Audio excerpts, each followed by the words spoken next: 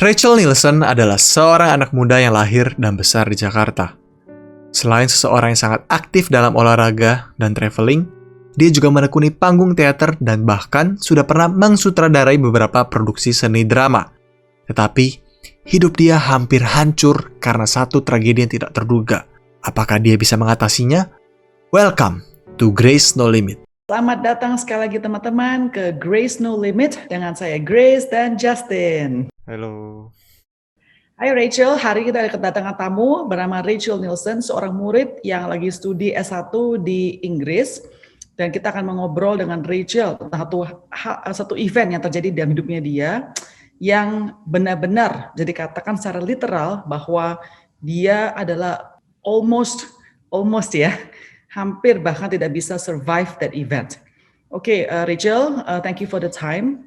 Bisa cerita sedikit ya Rachel ya, apa yang terjadi di tanggal 28 Desember 2018? Jadi sore itu aku lagi keluar ke PIK sama teman-teman aku. Ini kita udah lama nggak ketemu after we graduated high school, jadi kayak reuni gitu. Jadi kita keluar ke PIK, makan malam, and yeah, just having a good time sih, minum-minum juga.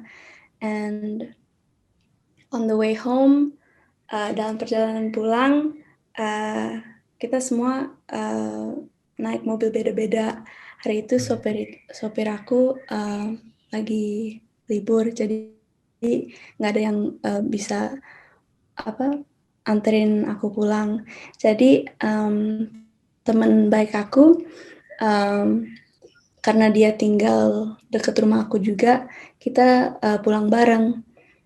Ya, dan dalam perjalanan pulang,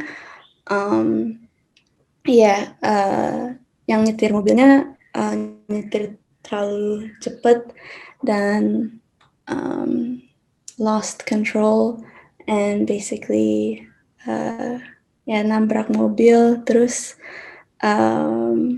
ini aku nggak terlalu inget sih, tapi pokoknya badan aku terlempar keluar mobil lewat belakang mobilnya. Jadi jendela belakang mobil, badan aku keluar dari situ. Ini lagi di tol, terus kelempar sampai ke bukan area got sih, tapi the area right outside the highway. And then pas aku bangun, udah kerasa I couldn't move my legs, and then I passed out again. Dan pas bangun lagi udah di dalam the ambulance, and mereka bilang aku patah dua-dua kaki, femur bones, and that's when my life changed. Oke, sedikit ntar ya cerita detailnya ini ya tentang story-nya. Pas itu terjadi tuh jam berapa kira-kira ya Rachel? Kecelakaan mobilnya sekitar jam 1 pagi. 1 pagi. Di mobil itu ada berapa orang di mobil tersebut? Di mobil tersebut ada 3 orang. Jadi ada aku, teman baik aku, dan sopirnya. Oke, jadi teman kamu depan yang nyetir, terus teman kamu di depan juga, kamu di belakang sendirian, benar ya? Iya, aku di belakang sendirian. Dalam mobil itu ada 3 orang, ya kan? Apakah cuma kamu yang mengalami serious injury? Iya, kayak yang paling serius kena ke aku sih. Teman aku lumayan serius sih, she had a concussion. Dan sopirnya juga ada like cuts and scratches all over his body. Tapi cuma aku yang kelempar. Oke. Rachel, ketika kamu bangun, menyadari bahwa kamu tuh udah di luar mobil, ya kan? Kamu tahu baru terjadi kecelakaan yang sangat luar biasa sampai kamu di luar mobil, ya kan? Kamu nggak bisa merasa kaki kamu, ya kan? Mungkin ada darah juga pasti udah keluar, ya kan? Pada saat tersebut, apa kamu pikir bahwa kamu tidak akan bisa hidup? Ini adalah momen terakhir kamu. What was your feeling at that time? What were you thinking at that time? At the time, I just remember feeling very scared and benar-benar kayak shock. I was more thinking about my family and how much I know I would have disappointed them and upset them. Yeah, with everything. Jadi kamu tidak ada khawatir nggak bisa say bye-bye ke your parents, tapi lebih banyak adalah takutnya orang tua kamu kecewa ya? Yeah, tapi aku ingat pas lagi di the ambulance also, aku bilang ke teman aku tolong telepon adik aku, telepon orang tua aku. Tapi I didn't get a chance to talk to them over the phone. Karena kamu tiba-tiba pingsan lagi ya? Lagi. Kapan kamu pertama kali ketemu orang tua kamu setelah terjadi kecelakaan tersebut? Di rumah sakit that morning sekitar jam 5 pagi. Ini sebelum operasi ya, Rachel ya? Belum operasi, ini masih di the emergency room. Oke, bagaimana meeting tersebut? What happened during that meeting pas ketemu orang tua kamu? Sorry.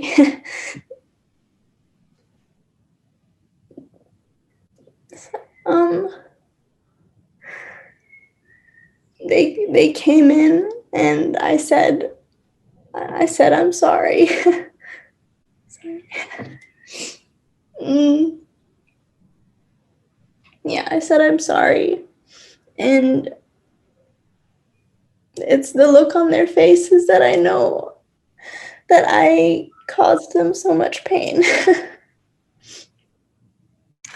I'm also crying. I didn't expect to get this emotional. Yeah. Tapi orang tua kamu pasti tidak mungkin marahin kamu pasti di pas saat tersebut ya. Dia lebih ada feeling relief aja bahwa kamu masih bisa hidup, masih bisa ngobrol sama. Oke. Ketika itu apakah dokter ada bilang ke kamu, berapa nih kemungkinan kamu bisa survive atau tidak survive? Ada nggak cerita hal tersebut kepada kamu? Atau kamu tidak dengar news tersebut? Aku nggak dengar news tersebut sih. It was more just everything that was happening in the moment, and I wasn't thinking about so much other than that. I remember thinking like, oh, this means I can't go back to Denmark where I was studying, and it means I have to stay here.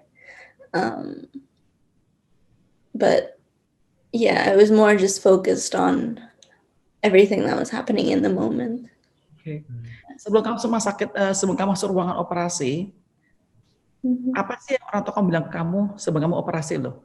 Ada nggak sih kamu ingat sampai hari ini perkataan mereka? Sebenarnya nggak ingat anything that really happened. Oke. Dan ketika kamu sudah sadar dari operasi tersebut, ketemu orang tua kamu lagi langsung? Yeah. For a while, no. Because I was on really heavy drugs for a few days. So I don't really remember much before that. Nah, kejadian ini terjadi kira 3 tahun yang lalu ya kan, Rachel? Ketika kamu tidak sadar selama beberapa hari di ICU tersebut di rumah sakit, apakah orang tua kamu ada cerita ke kamu? Oh, pas kamu nggak sadar, mereka ngapain kamu? Apa mereka doa kah? Apa mereka nyanyi? Apa-apa gitu? Ada nggak mereka cerita kepada kamu? Iya sih. Jadi mama aku dia bilang bahwa the whole ICU, I was probably the least favorite patient. Karena selalu teriak-teriak and like always asking for help, and kayaknya like ingat dikit-dikit sih, because I just wanted to see my mom, but it was like difficult as well, and I was literally trapped to the bed, and I remember they told me that like people were coming to visit me, and sometimes I did recognize them and sometimes I didn't, and that for them mama aku yang selalu datang, she was there every single day, kan adik-adik aku masih ke sekolah, dan papa masih kerja. But yeah, they told me that they were in the waiting room and they were praying together. Yeah, they were always praying together in the outside the room and holding each other. Yeah. Saya ingat Rachel, saya pas itu kita kan saya satu sekolah ya sama saya sekolah sama anak kamu ya kan, sama kamu sorry. Dimana terus ada update ya tentang Rachel Nielsen dan kamu juga terus update ya. Ada hari-hari di mana kamu ada improvement, tapi ada hari-hari di mana kamu juga drop lagi. Jadi kayak naik jet coaster, roller coaster, up and down, up and down. Mungkin kamu nggak sadar, ya kan? Tapi semua sadar, termasuk kita yang menjenguk kamu, ya kan? Kamu benar-benar nggak sadar kan, Rachel, bahwa kamu dalam bahaya pada saat tersebut? Sadar bagaimana? Sadar bahwa saya mungkin nggak bisa survive nih, bisa saja saya meninggal dunia. There was a point that I thought that, and I think itu pas waktu di ICU di mana aku kayak literally everything strapped to the bed, nggak bisa gerak apa-apa, and just the confusion in that, and yeah, I was scared, but also it was like also painful. Dimana, I don't know, it's very blurry. Saya mau cerita sedikit ya, pas saya jenguk orang tua kamu, saya benar-benar sangat terharu sama orang tua kamu. Ketika itu ayah kamu ya bilang ke kita yang jenguk, bilang kita nggak bisa salahin Tuhan, kita nggak bisa salah siapapun juga, karena kita suka diberkati sama Tuhan ya kan, sebelum terjadi kecelakaan ini. Tetapi kita nggak pernah bertanya, kenapa kita diberkatin? Kenapa nggak orang lain? Nah, sekali terjadi kecelakaan tersebut, kenapa kita harus tanya, kenapa anak saya terjadi, kenapa nggak anak orang lain? Ya kan? Jadi pas dia berkata tersebut, saya nggak tahu kenapa saya bisa nangis. Karena saya sebagai seorang ibu ya, pasti ada perasaan juga kan kalau anak saya gitu gimana feelingnya, ya kan, terutama tempat saya itu masih benar-benar di ICU, masih sangat kritis sekali kondisi kamu. Saya nggak bisa jenguk kamu juga nggak sadar saya di sana, karena kamu benar-benar udah knock out, udah benar-benar drop begitu loh, ya kan. Tapi perkataan orang tua kamu itu benar-benar sangat mendorong saya, benar juga ya, di dunia hari ini kita diberkati, cuma kita lupa berkatnya, cuma mau fokus pada yang kalau dari sesuatu saya bilang kenapa Tuhan, kenapa saya ya kan, tapi nggak pernah bisa thankful ya kan. Nah, pertanyaan saya, Rachel, kenapa sih keluarga kamu itu bisa ada satu iman yang sangat luar biasa? Pada saat tersebut bisa bersatu iman yang luar biasa. Mereka tidak sampai nangis-nangis, mereka nggak sampai kayak orang desperate ya, tapi benar-benar bisa belajar berserah kepada Tuhan. Apa yang membuat kalian bisa jadi keluarga demikian? Sorry, bahasa Inggris ya. But this is something that I only learned after the fact, which is because it's the whole thing with forgiveness for me as well. Because for a long time in the hospital, and also when I was at home and I was doing physiotherapy and everything, I was always questioning, like, why me? And for the first month, maybe 2 months, I was very angry and like you said, always questioning, why me? Why did this happen to me? And it was just so like unbelievably scary. And that's when I was the furthest away from God that I ever have been. But I think the realization is that is the fact that I lived, you know. That's God giving me another chance and another life, I would say, even.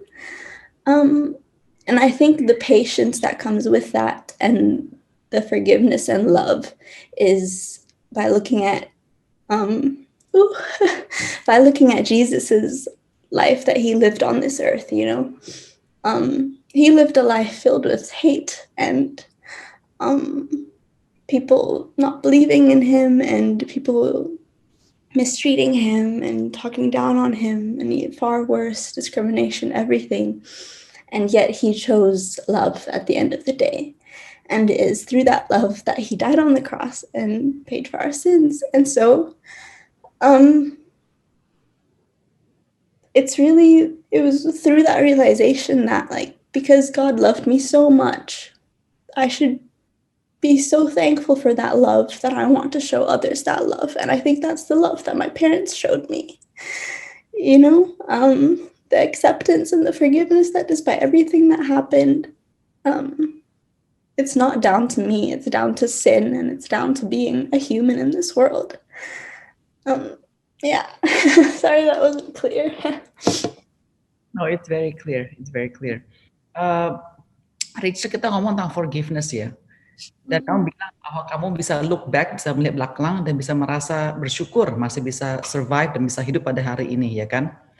Nah, ketika kamu lagi terapi, saya ingat tuh mama kamu suka kirim saya foto-foto kamu lagi dia kan berarti perlu jalan lagi, Justin, perlu belajar jalan dari mula, ya kan, dari nol kayak bayi lagi, ya kan? Literally. Videonya tuh benar rasanya sakit banget, saya bisa rasa, saya nonton videonya bisa sakitnya langsung ngeri, kayak rasa sakit rasa banget, soalnya kan tulangnya tuh dua-duanya femur tuh benar, jadi apa kamu punya paha, ya kan, remuk, ya kan, putus, benar nggak sih? Jadi artinya nggak ada support dong kalau kamu mau berdiri lagi, perlu pakai tangan kamu untuk support kamu, kan? Training. Benar, jadi kamu tuh, saya perhatiin videonya benar satu demi satu tuh benar satu berharga sekali buat mama kamu, buat ibu kamu, ya kan? Ketika kamu lagi mau memulihkan diri kamu itu susah banget, saya pasti yakin, dan pasti banyak sekali perasaan sakitnya, physical pain-nya, ya kan? Pernah nggak sih juga ada perasaan kayaknya marah lagi sama Tuhan atau marah sama teman kamu yang nyetir pada malam itu? Ada nggak sih perasaan tersebut terjadi begitu loh? Yeah, mostly like at night when I'm just left with my thoughts. And especially maybe like during the physiotherapy when I would struggle to do something or I would get tired easily, and I would like be checking social media and seeing what my friends are up to. Then of course it got to me that like, oh, this is not how I should be living my life, you know. But it was just so great having my mom with me there all the time, because she found ways to make it fun for me as well. And because like I was recording and I was documenting my whole journey like on YouTube as well. And it was just fun to like make it sort of to say like it was my own literally physical project, learning to walk again, and just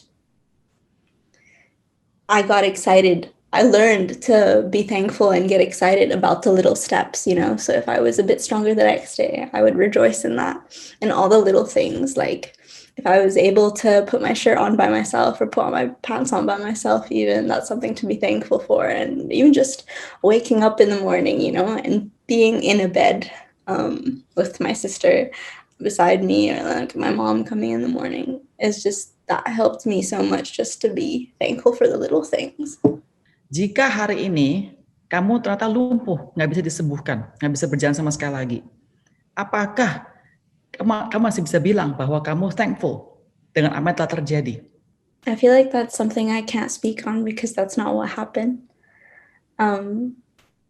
It was definitely something that crossed my mind, especially being in a wheelchair for 5 months or so. I became so much more aware about disability in general, and the people around me and how they react to people in wheelchairs. And yeah, that's another thing that I was thankful for, that like I got to get up, and not that it's like terrible. I mean, I don't know what I'm saying. But yeah, that's something I can't really speak on because I was never put in those shoes. Aku pengen tanya, itu dari pas di rumah sakit tuh berapa lama berarti? Sampai bisa jalan lagi tuh? Jadi di rumah sakit cuma 3 minggu sih. Terus fisioterapi di Mayapada selama 6-7 bulan. Karena aku sempat balik ke Denmark pada bulan Juli. Dan tapi pas pas bulan Juli udah mulai pakai tongkat. Oh, Jadi belum bisa oke. jalan 100%, tapi masih pakai tongkat. Oh, oke. Ya, tapi mungkin sekitar 5-6 bulan was when I transitioned from wheelchair to walker full Hmm, time. Yeah. Then hmm, when I finally let go of my crutch, it was when I started university in September. So hmm. that's 9 bulan. 9 months, ya, 9 bulan. Ya, aku belajar banyak sih dari Rachel, katanya dia udah itu ya, memaafkan ya ya orang yang itulah yang bikin seperti itu gitu kan. Sedangkan aku belajar, maksudnya banyak orang itu bahkan yang sudah dewasa gitu ya, nggak bisa mengampuni loh. Hmm. Ya itu nggak gampang sih. Mungkin ada tips gak nih Rachel untuk maksudnya orang-orang di luar sana yang hatinya itu nggak bisa memaafkan gitu. Karena aku melihat sendiri dengan mata kepalaku, bahkan yang umurnya itu sudah 40-50, itu mereka itu masih punya dendam gitu loh sama orang gitu loh. My reaction is like, kan kita nggak bisa berubah apa yang udah terjadi. Hmm. We only have now and the future, and Hmm.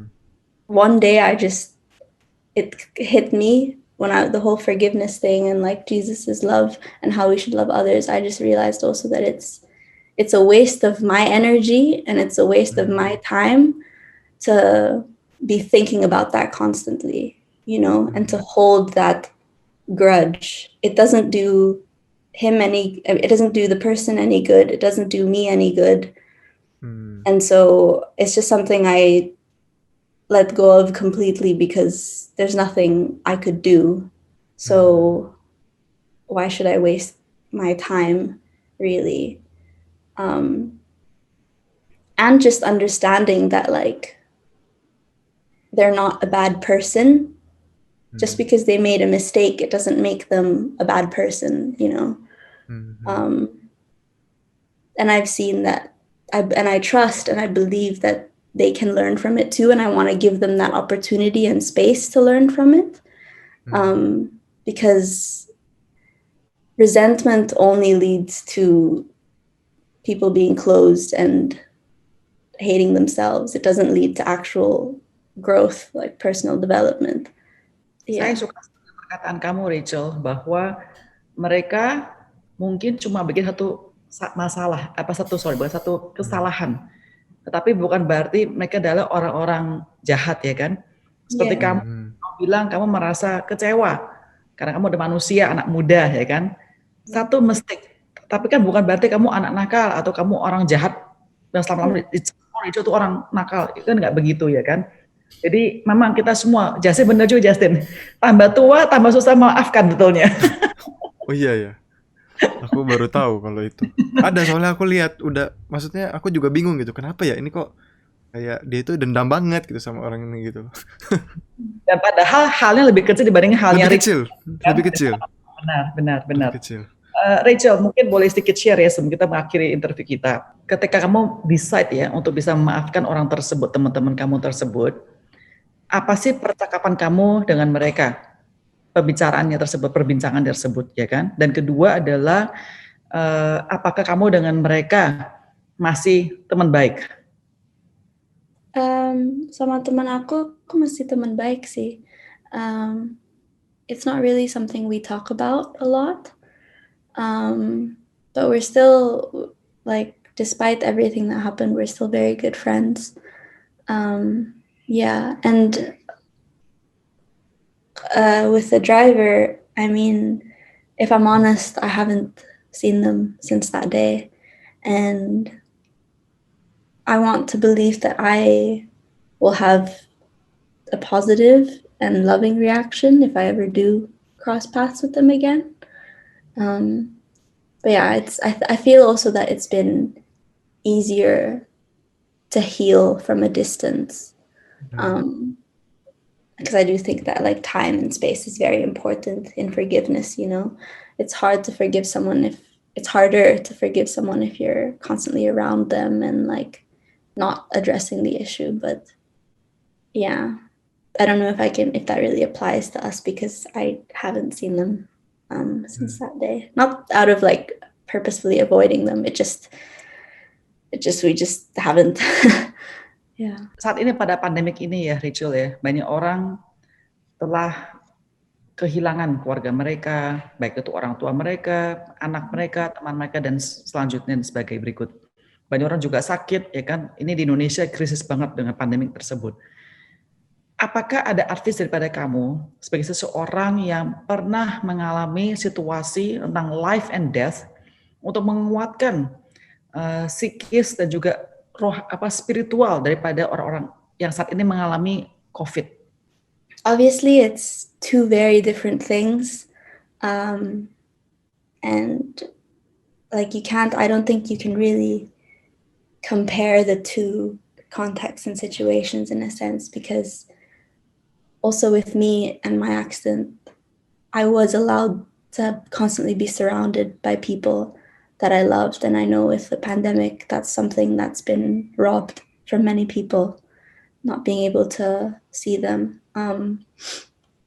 And also another thing, like what I would say and what I should have said earlier also is that it's very good to actually feel it all and just like experience all the hurt and the pain.